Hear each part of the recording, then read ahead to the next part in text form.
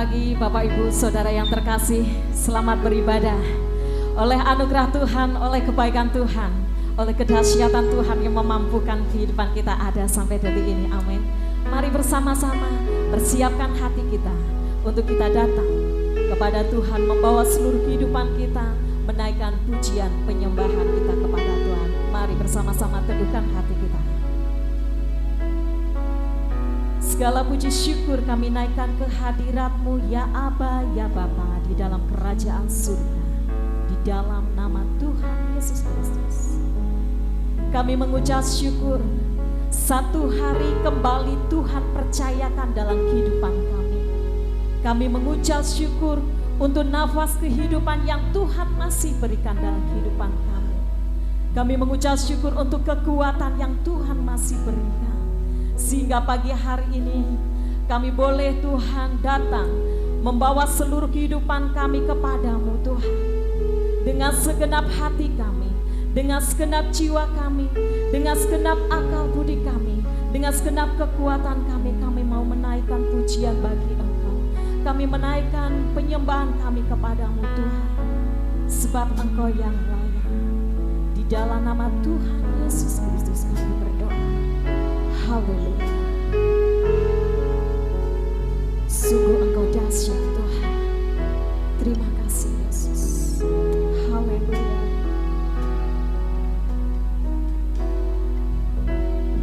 Betapa dahsyat Engkau Tuhan, pencipta segala yang ada.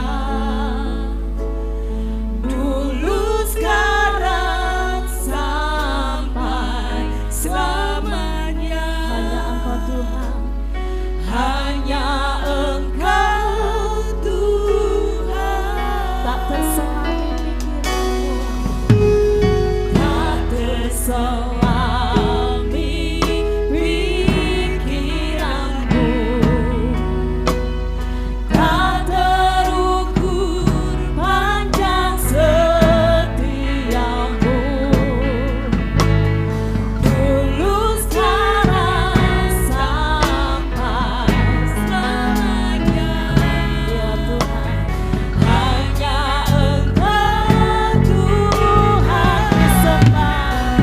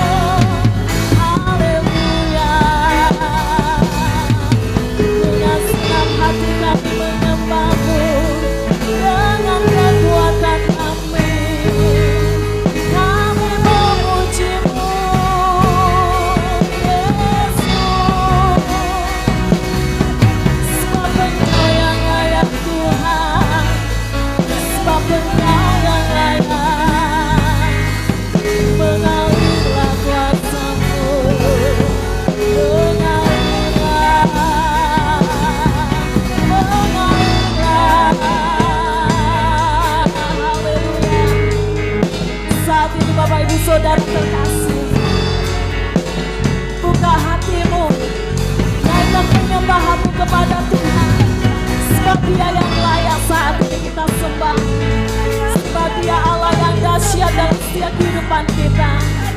Buat apa yang Tuhan sudah kerjakan dalam kehidupan kita. Naikkan penyembahanmu pada Tuhan pagi ini.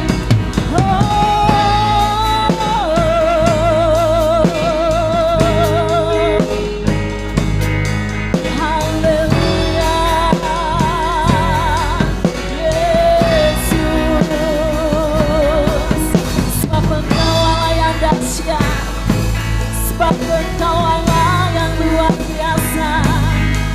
Kami bangga memiliki Allah seperti-Mu, Yesus. Haleluya. Haleluya. Terima kasih Tuhan, membawa setiap kehidupan kami pagi hari ini Tuhan.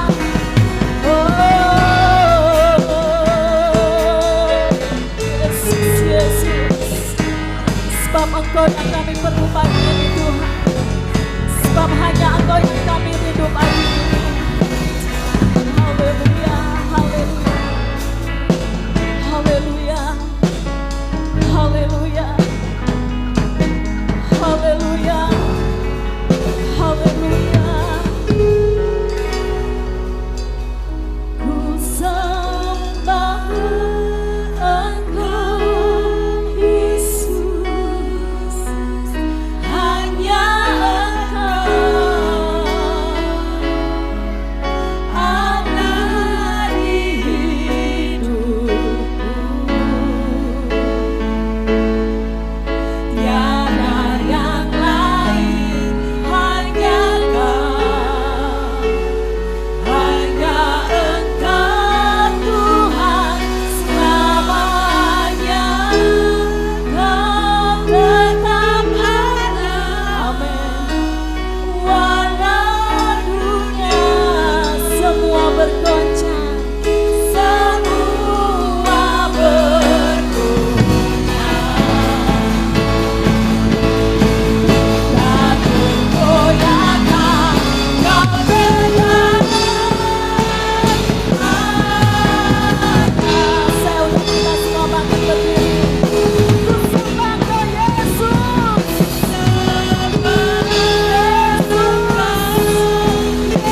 Tegas genap hati kami.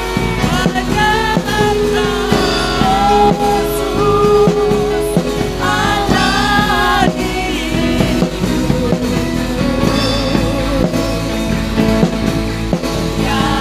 yang lain, hanya Kau, hanya Engkau Tuhan selamanya. Kau tetap ada, walau dunia semua bergoyang,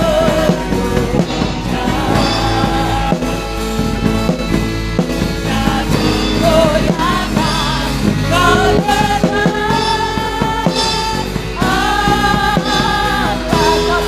Allah. Kau tetap Allah. Sekali lagi Kau tetap Allah. Kau tetap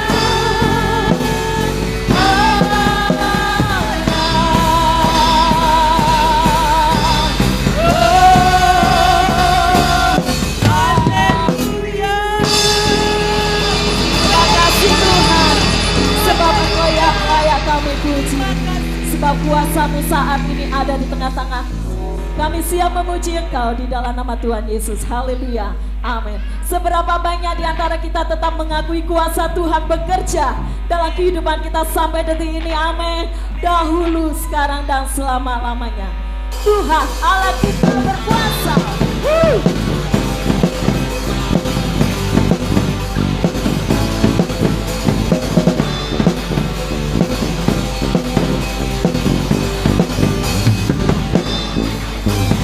Tuhan Allah kita berkata, atas pujian umat-Nya. Tuhan Allah kita berkata, atas pujian umat-Nya. Di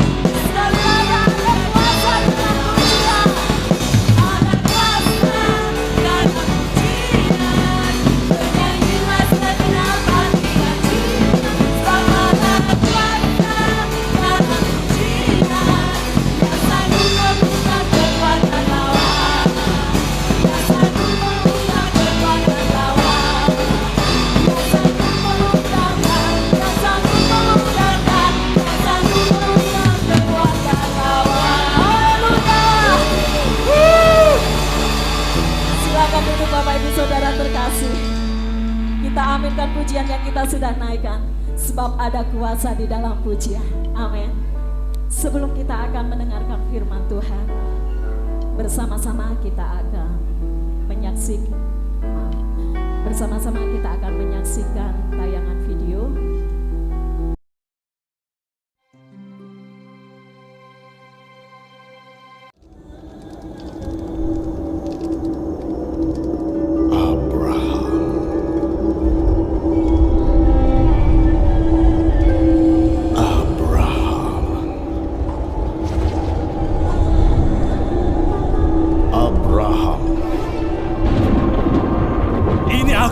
Bawa putramu, putra tunggalmu, Ishak, yang kau kasihi itu. Bawa segera dia ke tanah Moria, ke gunung yang akan kutunjukkan padamu. Lalu persembahkanlah dia sebagai kurban bakaran untukku. Belas kasih, pengorbanan. Ishak! Ishak!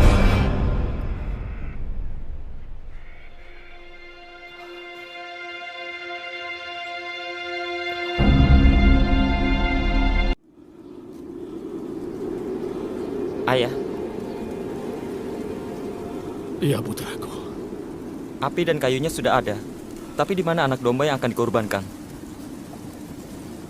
Tuhan sendiri yang akan menyediakan anak domba itu.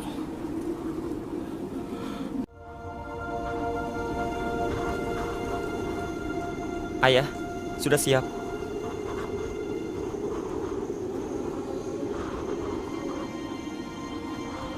Ayah. Ayah. Ayah.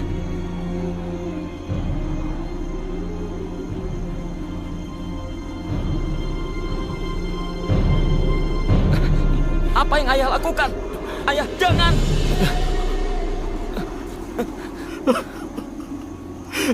Ishak, kamulah korbannya. Kenapa? Kenapa, ayah? Karena Allah berfirman bahwa ayah harus mengorbankan anak tunggal yang ayah kasihi, dan ayah percaya dia akan membangkitkanmu dari antara yang mati. Kenapa? Karena dia berjanji. Dia berjanji.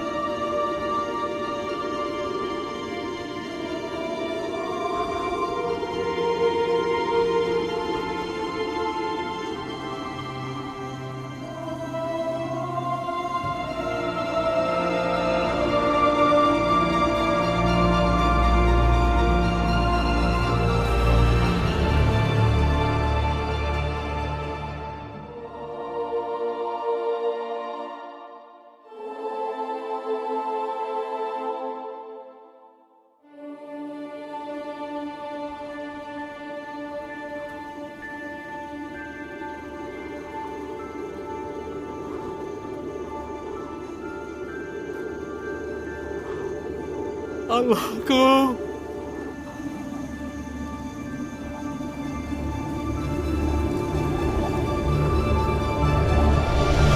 Abraham.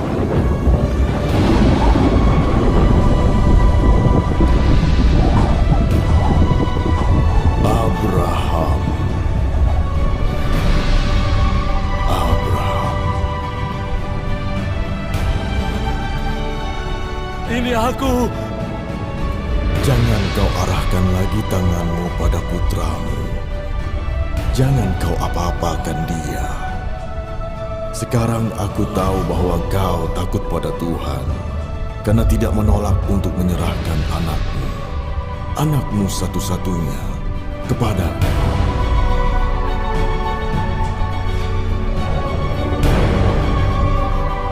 Ishak, anakku, putraku. Terima kasih Allah.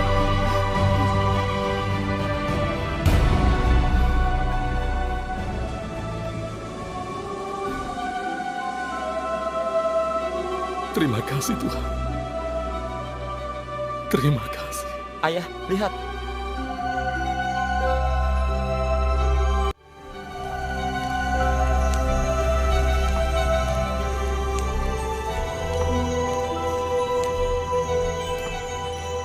Kita harus menamakan tempat ini Harus kita namai apa? Yehuwa Jireh. Apa artinya? Artinya Tuhan menyediakan. Selalu. Puji nama Tuhan. Mari bersama-sama Bapak Ibu Saudara terkasih, kita siapkan hati kita menerima kebenaran firman Tuhan. Kuasa firman Tuhan yang sanggup mengubahkan kehidupan kita apapun saat ini kondisi kehidupan kita. Sebab Dia yang menjadi perisai dalam setiap kehidupan kita. Dia yang memampukan kehidupan kita, memberi kekuatan sehingga kita dapat menjalani hari-hari yang Tuhan percayakan. Mari bersama-sama siapkan hati kita menerima kebenaran firman Tuhan. Haleluya. Engkaulah perisaiku saat badai hidup menerpaku. Firman-Mu di dalam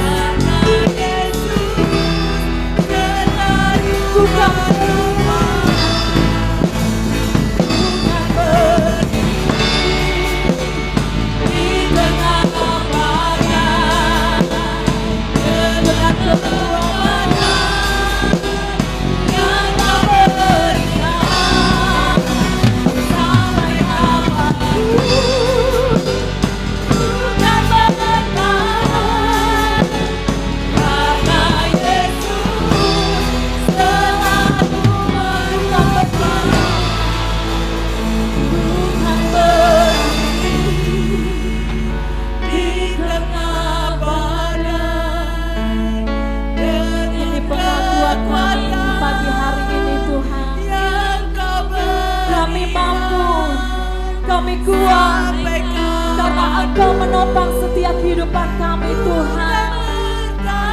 Yesus, Karena Yesus selalu bukan menopang.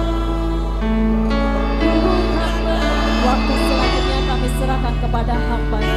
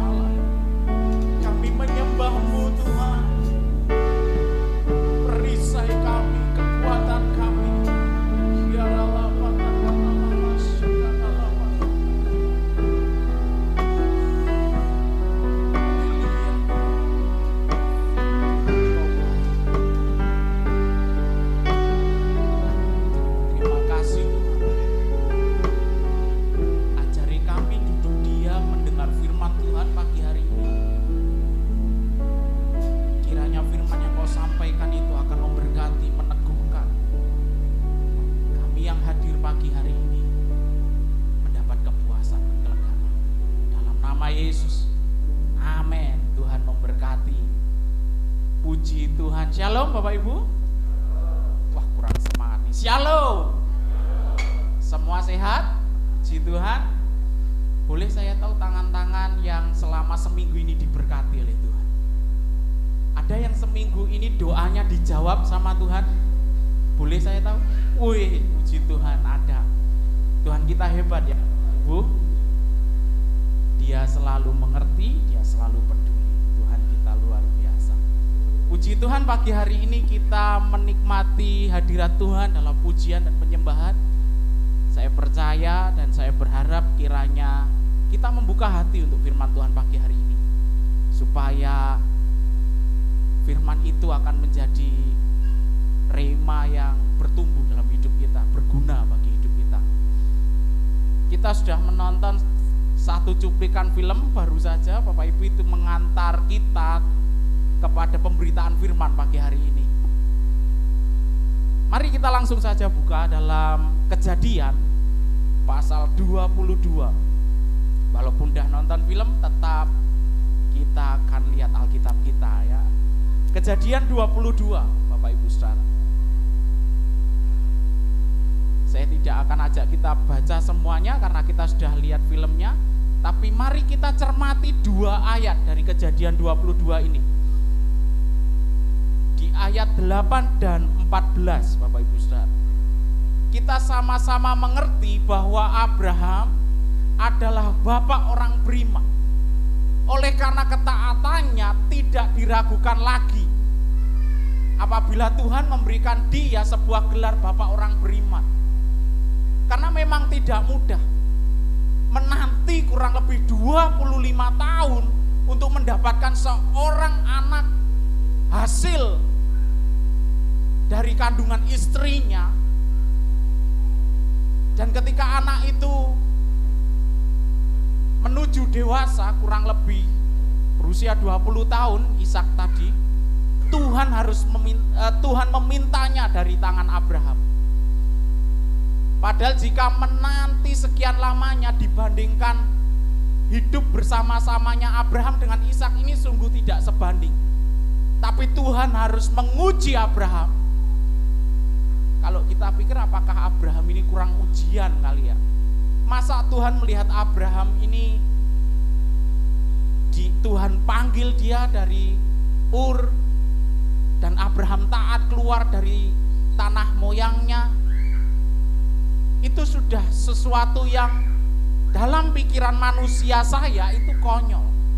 Kenapa Abraham mau-maunya meninggalkan rumah kediamannya, padahal di sana dia sudah mendapatkan segalanya?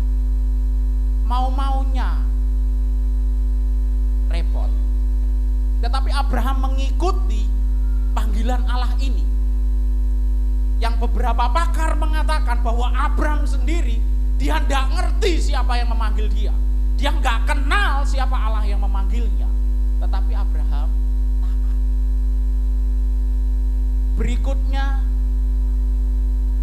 Tuhan tidak sekali dua kali menjanjikan Abraham akan memiliki keturunan seperti bintang di langit dan pasir di laut banyaknya.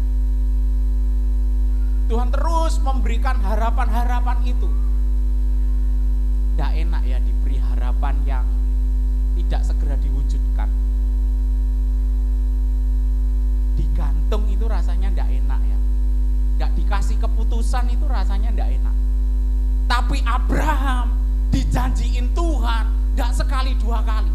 Setiap kali Abraham berlutut di hadapan Tuhan, Tuhan mengatakan, aku akan memberikan kepadamu keturunan yang banyak. Setiap kali Abraham berdoa, mungkin Abraham juga bertanya, Tuhan kapan? Tuhan tetap meyakinkan dia dengan, aku akan memberikan keturunan, tapi kapan Tuhan? Abraham tidak tahu, Tuhan juga tidak bilang.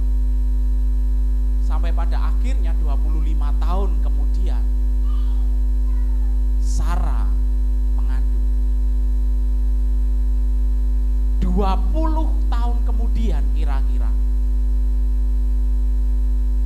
perintah Tuhan kepada Abraham untuk mempersembahkan anaknya yang tunggal dan kesayangannya, Tuhan berikan kepada Abraham. Jadi ketika Alkitab kita memberikan predikat kepada Abraham, Bapak orang beriman, sungguh kira-kira tidak ada yang sebanding imannya dengan Abraham ini. Dan itu sangat tepat. Pun demikian dengan Ishak. Ishak adalah buah iman Abraham. Makanya kalau kita baca di bagian berikutnya, di kitab-kitab berikutnya, waktu Tuhan pertama kali memperkenalkan diri kepada Musa, Tuhan katakan, akulah Allah Abraham, Ishak.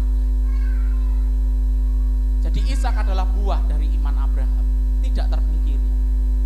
Dan pagi ini saya tidak akan mengajak kita berfokus pada bagian ini, tetapi ada bagian yang lain yang akan kita lihat. Mari di ayat yang ke-8, sahut Abraham, Allah yang akan menyediakan anak domba untuk korban bakaran baginya, anakku. Jadi tadi kita lihat ya, Ishak sempat bertanya kepada Abraham, sudah ada api, sudah ada kayu, tapi mana dombanya? Ini jawabannya Abraham. Kalau kita lihat, apakah Abraham sedang membohongi Ishak waktu berkata ini? Di satu sisi sepertinya iya, Abraham sedang bohongin Ishak. Kenapa? Karena Abraham juga nggak tahu apakah Tuhan akan menyediakan kambing dombanya, atau memang benar-benar Ishak pada akhirnya harus mati hari itu. Abraham tidak tahu. Tetapi Abraham mengatakan Allah yang akan menyediakan anak domba untuk korban hari itu. Di sisi lain sepertinya Abraham berbohong. Tetapi dalam sisi yang lain kita sedang melihat Abraham sedang menyatakan imannya kepada Ishak. Bahwa kayaknya tidak mungkin rasa-rasanya Tuhan akan menyediakan domba Abraham juga bergumul dalam batinnya ketika anaknya itu harus atau pada akhirnya akan mati pada hari itu di tangannya sendiri, disembelih olehnya sendiri. Tetapi Abraham sedang menyatakan imannya bahwa Tuhan akan menyediakan kambing domba untuk korban bakaran hari itu. Ayat 14, Bapak Ibu Saudara, lompat jauh. Di ayat 14 dikatakan, Bapak Ibu Saudara, jadi setelah Ishak akan dikorbankan tadi, tiba-tiba Tuhan menyediakan kambingnya. Dan apa yang dikatakan Abraham di ayat yang ke-14? Dan Abraham menamai tempat itu. Perhatikan Bapak Ibu. Abraham tidak menamai Tuhan. Abraham tidak memberikan gelar kepada sosok Tuhan yang baru saja memberikan kambing dombanya. Tapi apa yang diberikan nama oleh Abraham? Tempatnya yang diberi nama. Dan Abraham menamai tempat itu Tuhan menyediakan. Yahweh Yireh.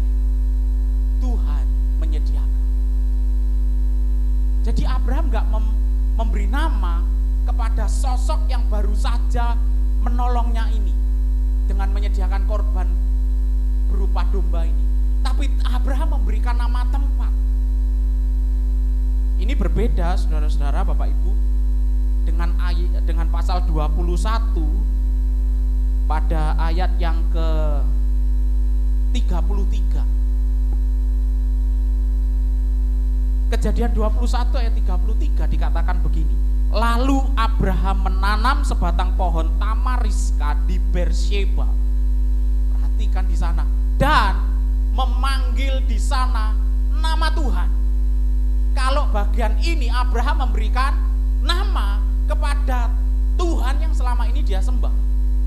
Namanya siapa yang diberikan Abraham? Allah yang kekal.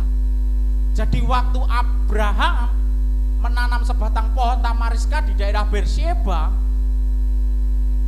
di situ dia memberikan nama kepada Tuhan bahwa dia adalah Allah yang kekal. Dalam bahasa Ibrani-nya El-Olam. El-Olam, Allah yang kekal. Kalau El-Olam Excel de Joseph, itu anaknya Pak Yusuf. Tapi Abraham memberi nama Tuhan yang dia sembah waktu di pasal 21 ini El-Olam, Allah yang kekal. Ini Tuhan pribadinya yang diberi nama. Tetapi di ayat 22 tadi Abraham tidak memberikan nama kepada pribadi Allah, tetapi dia memberikan nama tempat. Apa sih pentingnya Abraham harus ngasih nama tempat di mana dia mempersembahkan korban tadi? Jadi bukan Tuhannya yang diberi nama Tuhan menyediakan, tetapi tempatnya dikasih nama Yahweh Yireh dalam bahasa Ibrani. Saudara-saudara, saya menggambarkan seperti ini, Bapak Ibu Saudara yang kasih Tuhan. Ada yang hobi mendaki di sini, mendaki gunung melewati lembah. Ada hobi hiking. Kalau touring banyak ya, tapi kalau hiking itu jarang sekali. Nah, kalau kita memperhatikan seseorang yang sedang hiking, Bapak Ibu Saudara, ketika dia mendaki gunung, naik gunung, sampai di puncak, apa yang dia lakukan? Mungkin di film-film pernah lihat, Mbak Odi pernah tahu ada orang hiking nyampe di puncak, apa yang dilakukan? Betul, menancapkan bendera, ya, menancapkan bendera di situ. Bendera itu bukan hanya sebagai tanda hari itu dia sedang berada di puncak gunung itu, tetapi juga menandai andaikan di satu waktu dia punya teman, dia bercerita, dia bisa bilang, aku dulu pernah nancapkan bendera di puncak gunung ini. Selain menancapkan bendera, kalau sekarang pasti selfie ya, pasti foto, ini buktinya nih. Abraham sama Bapak Ibu. Kenapa dia harus memberi nama tempat? di mana dia mengalami satu perjumpaan dengan Tuhan yang hebat itu, karena dia ingin menanamkan iman, menanamkan kepada keturunannya nanti satu pemahaman bahwa di tempat itu Abraham pernah mengalami satu hal yang luar biasa, bahwa ketika dia mau mempersembahkan Ishak, Tuhan menyediakan domba. Kira-kira waktu mereka pulang ke rumah mereka, si Ishak ini kira-kira akan cerita nggak sama mamanya? Cerita nggak sama mamanya? Halo? Masih bersama saya hari ini? Dalam pikiran saya, dalam gambaran saya pasti cerita. Ishak pasti mengalami satu hal yang hebat ya. Bayangkan ketika dia mau ditusuk sama belati tadi, tiba-tiba Tuhan bersuara. Dan Ishak juga mendengar itu. Dan Ishak tahu yang bersuara itu pasti bukan bapaknya, tetapi Tuhan. Pasti cerita ke mamanya tentang apa yang dialaminya barusan. Dan kira-kira selain cerita ke mamanya, pasti juga cerita ke teman-temannya, pasti juga cerita ke orang lain. Kira-kira begitu ya.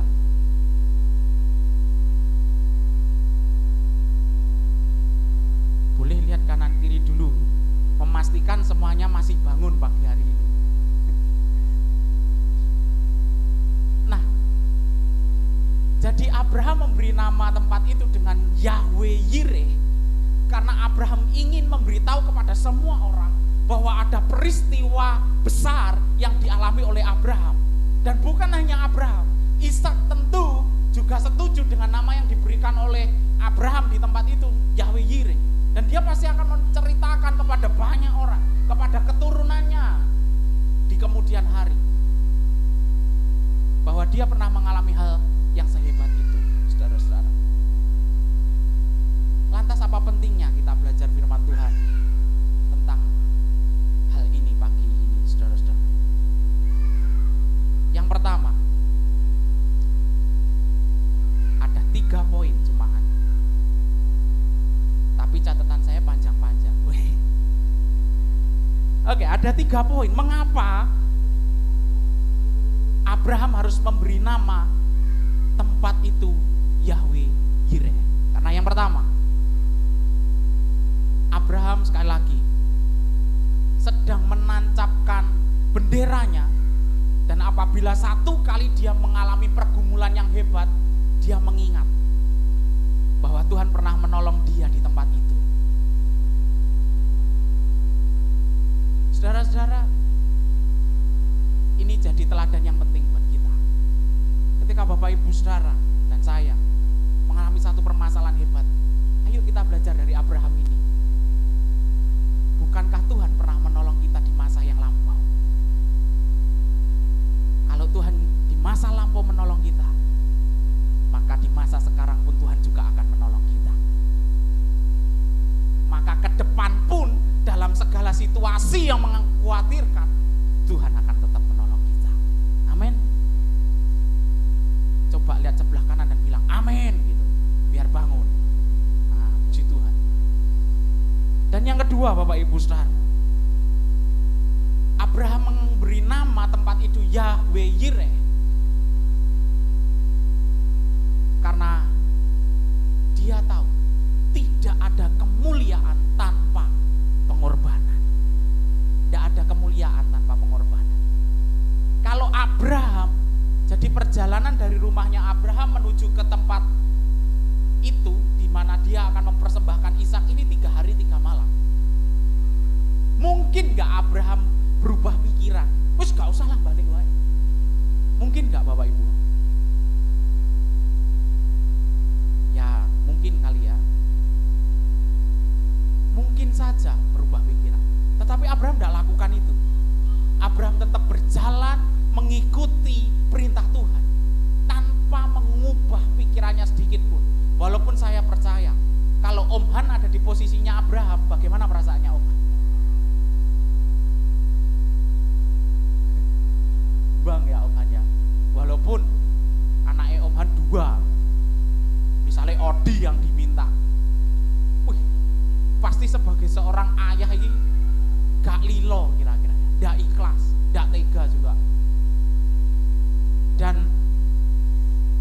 mungkin yang bikin lebih terenyuh lagi, ketika menyembelih itu dengan tangan sendiri.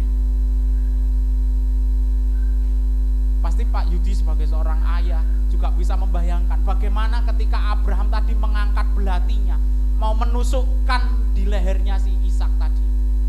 Pasti punya perasaan yang berkecamuk dalam hati.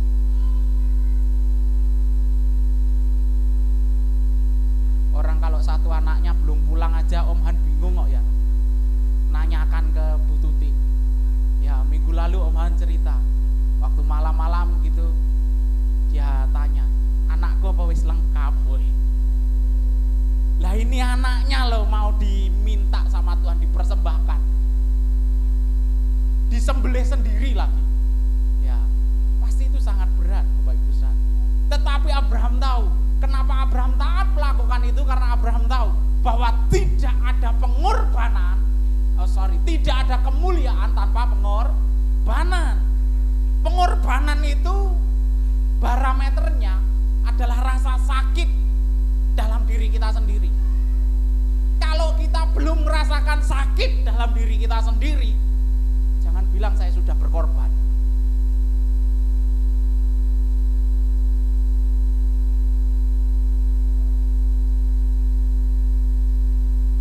Kalau saudara-saudara kita tidak mencoba, dalam tanda kutip, berani merasakan rasa sakit, kita akan kehilangan yang namanya kemuliaan tadi. Apa sih rasa sakit kita? Ketika kita enak-enak bisa nongkrong, harus latihan ke gereja. Lihat teman-teman yang lain bisa nongkrong, latihan ke gereja. Bisa jadi itu sebentuk rasa sakit, bisa jadi. Mungkin ketika ada dosa dalam diri kita dan kita harus melepaskannya, itu sakit Bapak Ibu, itu tidak gampang. Jujur itu tidak gampang. Karena begitu kita mengakui dosa, saya tiba-tiba teringat dengan kisahnya Tuhan Yesus ketika dia mengajar di Bait Allah. Tiba-tiba segerombolan ahli Taurat, imam dan Farisi datang membawa seorang perempuan yang ketahuan berzina. Dia dibawa kepada Yesus. Ya itu perempuan karena ketahuan ya, saudara-saudara. Tapi waktu dibawa kepada Yesus, bayangkan di telinganya sendiri dia harus mendengar, hukum Musa mengatakan bahwa orang yang berzina harus dirajam sampai mati. Tetapi Yesus bilang, yang tidak dosa lempar duluan. Semuanya pergi. Secara batin saudara-saudara, dalam perasaan saudara, itu akan lebih menyakitkan perkataannya Yesus daripada ancamannya orang Farisi. Perkataan Yesus apa? Yang tidak berdosa lempar duluan. Kira-kira waktu itu siapa yang berhak melempar batu? Halo? Siapa yang berhak melempar batu? Yesus sendiri kan? Tetapi apakah Yesus melempar batu? Dia tidak melemparkannya. Dia mengangkat wanita ini. Yesus bilang, dosamu sudah diampuni. Apakah selesai ketika dosanya sudah diampuni? Oh tidak. Yesus katakan, jangan berbuat dosa lagi. Menerima pengampunan dosa itu enak. Tetapi berikutnya, komitmen untuk tidak berbuat dosa, jatuh dalam dosa yang sama, itu yang menyakitkan. Kenapa? Ketika kita mau berkomitmen untuk itu, iblis akan menjatuhkan kita dengan lebih kuat. Kemarin di kaum muda bahas tentang setan, Bapak Ibu Saudara. Wih, rame sekali di sini. Bukan rame karena bersuka cita, tapi rame ketakutan ya. Bahas tentang setan. Yesus pernah bilang, kalau ada rumah, sekalipun rumah itu bersih tetapi kosong, Setan yang menghuni rumah itu bisa saja bukan satu tapi ada banyak. Saudara-saudara, ketika kita berusaha mengambil komitmen untuk melepaskan dosa, itu sakit, saudara. Dan lebih sakit ketika iblis terus membayang-bayangi engkau untuk kembali melakukan dosa itu. Tetapi kalau kita nggak mencoba melakukannya, saudara-saudara, kita tidak akan temukan kemuliaan. Kita tidak akan temukan bagaimana rasanya mengalami kebebasan yang sejati di dalam Tuhan. Kebenaran firman Tuhan itu memerdekakan. Mungkin kita memiliki bagian kita sendiri-sendiri, apa yang menjadi rasa sakit kita. Tetapi kalau hari ini saudara merasakan rasa sakit yang sedang saudara alami, maka miliki iman yang sama dengan Abraham, miliki iman yang sama dengan saya, bahwa kemuliaan sedang menanti kita di depan sana. Tidak ada kemuliaan tanpa rasa sakit. Tidak ada kemuliaan tanpa pengorbanan. Semakin kau berani berkorban, semakin kau berani menyesah dirimu, berarti kemuliaan yang engkau akan terima itu juga semakin besar.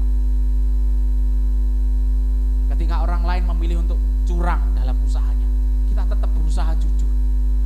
Orang lain bisa cepat kayanya, kita hanya jalan rindik-rindik pelan-pelan. Tetapi saya percaya kemuliaan orang yang berusaha benar di dalam Tuhan itu sifatnya kekal dan tahan lama. Tidak seperti yang jalan pintas. Makanya saudara-saudara, biasanya di HP kita tuh ada kiriman-kiriman, Anda mendapatkan uang 200 juta rupiah, atau Anda mendapatkan bonus pulsa 50.000 rupiah. Atau kadang-kadang kita lihat iklan tuh di online shop, harganya murah, gambarnya bagus ya. Tetapi saya mau katakan, harga itu menentukan kualitas. Tidak ada harga yang murah dengan kualitas yang bagus. Ketika kita mau mengorbankan diri kita, kita merasakan rasa sakit, kita sedang mendekat kepada kemuliaan yang Tuhan sediakan. Bapak Ibu Saudara, dan yang ketiga, yang terakhir, jadi kalau Tuhan hari ini mengizinkan, mungkin bukan rasa sakit, tetapi berupa hal yang lain, permasalahan, ada beban hidup yang harus engkau tanggung. Saudara, ketika Tuhan memanggil Abraham untuk mempersembahkan Ishak anaknya, itu beban loh buat Abraham. Itu beban buat Abraham. Ketika anaknya tanya kepada Abraham, ini kayunya ada, ini apinya ada, tapi mana kambingnya, mana dombanya? Itu menambah stresnya Abraham loh sebenarnya. Secara psikologis itu menambah tekanan kepada Abraham. Tetapi Abraham mengatakan dengan iman, Tuhan menyediakan. Maka ketika engkau berada dalam sebuah masalah, dalam sebuah kerumitan, gak perlu menampilkan status keluh kesah, gak perlu pasang story galau-galau. Tapi dalam masalahmu, nyatakan imanmu. Dalam masalah besar yang kau alami, katakan, aku masih punya Tuhan. Aku masih punya pengharapan. Aku masih punya iman. Pemain musik boleh ada di tempat.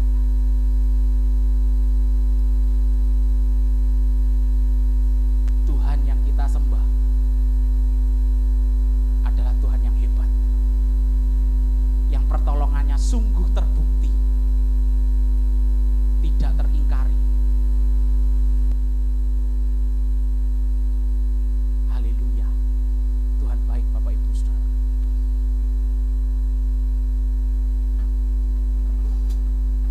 Mari kita hampiri Tuhan pagi hari ini. Saya undang Bapak Ibu Saudara bangkit berdiri. Mari kita hampiri Tuhan, karena saya yakin ketika firman ini disampaikan,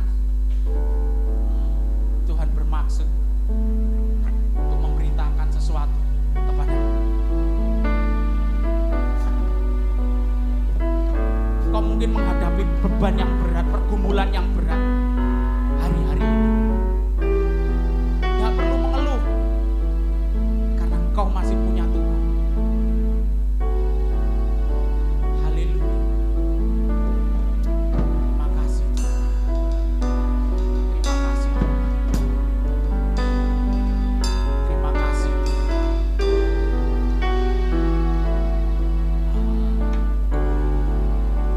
Masih punya Tuhan.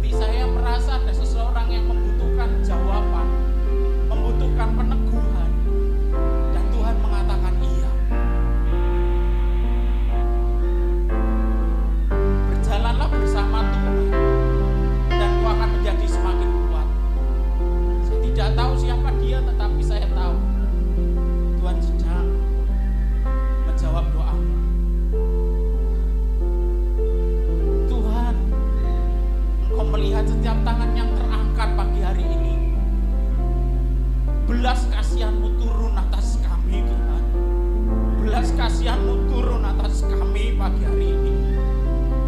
Pengharapan yang selama ini kami nantikan, pagi ini dengan iman kami nyatakan, kami terima dalam nama Yesus. Kami terima dalam nama Yesus. Kami percaya kekuatan yang baru Tuhan sudah beri. Kami percaya hari ini mujizat yang baru Tuhan sudah beri. Kami tidak akan menyerah Tuhan dalam perjalanan hidup kami. Sekalipun tertatih-tatih kami berjalan, tetapi kami percaya, tetapi kami memiliki Allah, kami memiliki Tuhan yang kepadanya kami beriman dan iman kami tidak sia-sia. Sekali lagi pagi hari ini Tuhan, kami terima belas kasihan, kami terima anugerah, terima kekuatan baru, terima kesembuhan. Dimanapun kau berada pagi hari ini, bahkan engkau yang di rumah, ketika engkau mengangkat tanganmu, kuasa Tuhan pun melawat engkau. Ketika engkau percaya kau sedang sakit, kau akan disembuhkan juga. Terima kasih Tuhan. Mari kau meneguhkan iman yang mulai lemah, menguatkan iman yang mulai lemah. Sekali lagi kami mau menyatakan, kami punya Tuhan. Terima kasih Tuhan. Mujizat-Mu dinyatakan di dalam nama Yesus. Allah kami yang hidup, yang menyediakan segala yang kami. Dalam nama Yesus. Amin. Kiranya Engkau memberkati aku berlimpah-limpah